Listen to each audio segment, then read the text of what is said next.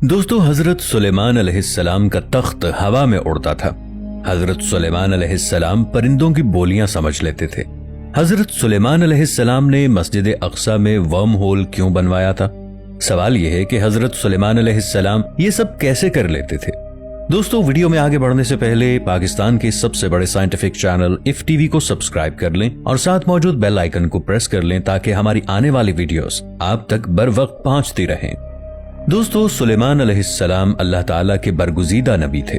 आज से तकरीबन 3000 साल पहले हजरत सुलेमान अलैहिस्सलाम जिन्नों, इंसानों और परिंदों पर बैक वक्त हुकूमत करते थे। हजरत सुलेमान अलैहिस्सलाम अपने उड़ने वाले तख्त पर 8 घंटे में पूरे महीने का सफर तय कर लिया करते थे। सवाल यह है कि क्या हजरत सुलेमान अलैहिस्सलाम के जमाने में उड़ने वाली मशीनें भी पाई जाती थीं? पुरानी जबानों पर रिसर्च करने वाले भारतीय डॉक्टर जोसियर ने एक हैरानकुन तहकीक की। डॉक्टर जोसियर के मुताबिक आज से हजारों साल पहले के इंसान टेक्नोलॉजी में बहुत आगे थे। डॉक्टर जोसियर ने कदीम तरीन किताबों में उड़ने वाली मशीनों के डिजाइन इकट्ठे किए हैं। जदीद तरीन जहाजों के ये डिजाइन देखकर अक्ल दंग रह जाती है।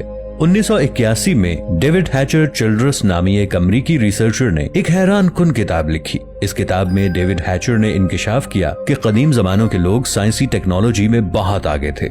डेविड हैचर की तहकीक के मुताबिक सदियों पहले हवा में उड़ने वाली ऐसी मशीनों का सबूत मिलता है जिनके जरिए कदीम जमानों के लोग आसमानों में सफर किया करते थे।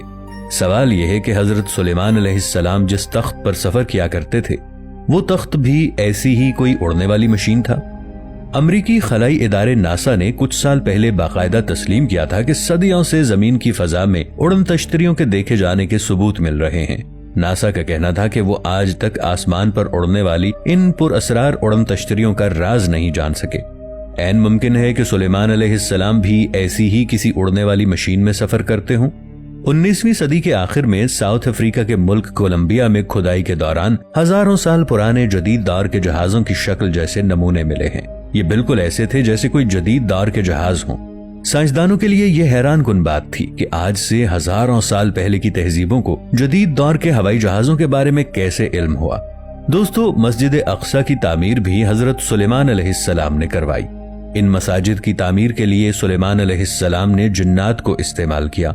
जिन्नात दूर दूर से पत्थर और समुंदर से मिट्टी निकाल कर लाया करते थे। मस्जिद अक्सा वही जगह है जहां से आप सल्लल्लाहु अलैहि वसल्लम को अल्लाह ताला ने आसमानों पर बुलवाया था। सवाल यह है कि आखिर मस्जिद अक्सा में कौन सी ऐसी बात है कि अल्लाह ताला ने यहीं से आपको मेराज पर बुलवाया।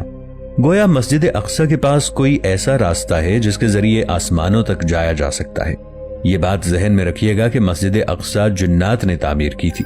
जिन्नात एक 4th डायमेंशनल मखलूक है। 4th डायमेंशनल मखलूक ऐसी मखलूक होती है जिसको समझना इंसानी हवासे खमसा के लिए बहुत मुश्किल है। जब हजरत सुलेमान अलैहिस्सलाम जिन्नात से मस्जिद अक्सा की तामीर करवा रहे थे तो ये दरअसल मस्जिद अक्सा की तामीर नहीं थी। हजरत सुलेमान अलैहिस्सलाम जिन्नात से वर्म होल बनवा रहे थे। वर्म होल से मुराद आसमान तक जाने वाला ऐसा शॉर्टकट रास्ता है जिसके जरिए आखिरी नबी सल्लल्लाहु अलैहि वसल्लम ने मेराज के सफर को जाना था। इल्हामी किताबों में ऐसे रास्तों का जिक्र मिलता है जिनके जरिए पलक झपकने में अरबों मील का फासला तय किया जा सकता है। मशहूर साइंसदान आइंस्टाइन ने इस बात की तस्दीक की थी कि वाकई हमारी कायनात में ऐसे शॉर्टकट रास्ते मौजूद हो सकते हैं जिनके जरिए आप 1 सेकंड से भी कम वक्त में एक सैयारे से दूसरे सैयारे तक पहुंच सकते हैं। अल्लाह ताला ने कुरान पाक में भी कई जगहों पर ऐसे शॉर्टकट रास्तों का जिक्र किया है। अल्लाह ताला फरमाते हैं, और जमीन पर आसमानों के दरवाजे खोल दिए जाएंगे। सूरतुल अंबिया आयत 19। इस आयत से वाज़ेह पता चलता है कि क़ुर्ब क़यामत में जमीन पर बहुत से दरवाजे खुल जाएंगे और ये ऐसे दरवाजे होंगे जिनके जरिए सेकंड्स में एक कायनात से दूसरी कायनात में जाया जा सकेगा। सवाल यह है कि अगर आसमान की तरफ जाने वाले रास्ते पहले से मौजूद थे तो हजरत सुलेमान अलैहिस्सलाम को मस्जिद अक्सा में आसमान की तरफ जाने वाला एक नया रास्ता बनाने की क्यों जरूरत पेश आई? इस सवाल का जवाब हमें सूरह कहफ में मिलता है। सूरह कहफ में अल्लाह ताला ने हजरत जुल्करनैन का किस्सा बयान किया है। इस किस्से में बताया गया है कि हजरत जुल्करनैन ने याजूज माजूज को रोकने के लिए एक दीवार बनाई। इस दीवार की वजह से याजूज माजूज हमारे सैयारे पर आने से कासिर हैं। दरअसल हजरत जुल्करनैन ने जमीन पर खुलने वाले तमाम वर्म होल्स को बंद कर दिया था। حضرت سلیمان علیہ السلام کو آسمان کی طرف جانے والا نیا راستہ بنانے کی ضرورت ہی اسی لیے پیش آئی کیونکہ پچھلے تمام راستے حضرت ذوالقرنین علیہ السلام بند کر چکے تھے۔ اب سوال یہ ہے کہ ورم ہول بنانے کے لیے حضرت سلیمان علیہ السلام نے مسجد اقصی کا انتخاب ہی کیوں کیا؟ 20ویں صدی کے اوائل میں ماہر آثار قدیمہ الفریڈ واٹکنز نے لے لائنز کا تصور دیا۔ الفریڈ واٹکنز کے مطابق زمین پر مختلف مقدس مقامات اور قدیم سٹرکچرز کے مابین مقناطیسی لائنز پائی جاتی ہیں۔ کچھ ماہرین کا خیال ہے کہ یہ مقناطیسی لائنز زمین کی توانائی کے مرکز سے جڑی ہوئی ہیں۔ حضرت سلیمان علیہ السلام نے مسجد اقصی بھی شاید ایسے ہی کسی پوائنٹ پر تعمیر کروائی تھی۔ زمین پر ورم ہول بنانے میں حضرت سلیمان علیہ السلام کے وزیر آصف بن برقیہ رحمت اللہ علیہ کا کردار بھی سب سے زیادہ تھا۔ آصف بن برقیہ ایک انسان تھے۔ آصف بن برقیہ رحمت اللہ علیہ ورم ہول بنانے کے ماہر تھے۔ جنات خود کو حضرت سلیمان علیہ السلام کا جانشین سمجھتے تھے، اسی وجہ سے حضرت سلیمان علیہ السلام کے دربار میں جنات اور انسانوں کے مابین ایک خلش رہتی تھی۔ بعض اسناد کے مطابق حضرت سلیمان علیہ السلام کی وفات کے بعد ابلیس نے جادو اور عملیات کی ایک کتاب لکھی۔ اس کتاب کا مقصد حضرت سلیمان علیہ السلام کو بدنام کرنا تھا۔ اس کتاب کی جلد پر لکھا تھا کہ یہ وہ علوم ہیں جو آصف بن برقیہ نے سلیمان بادشاہ کے لیے لکھے۔ اس کتاب سے ابلیس یہ ثابت کرنا چاہتا تھا کہ حضرت سلیمان علیہ السلام نے جادو کے ذریعے حکومت حاصل کی تھی۔ اس کتاب کا نام کلیات آصف بن برقیہ ہے۔ یہ کتاب آج بھی موجود ہے۔ حقیقت یہ ہے کہ اللہ کے نبی کبھی بھی جادو کا سہارا نہیں لیتے۔ جب حضرت سلیمان علیہ السلام نے ملکہ سبا کا تخت لانے کا حکم دیا تو آصف بن برقیہ تخت کیسے لے کر آئے؟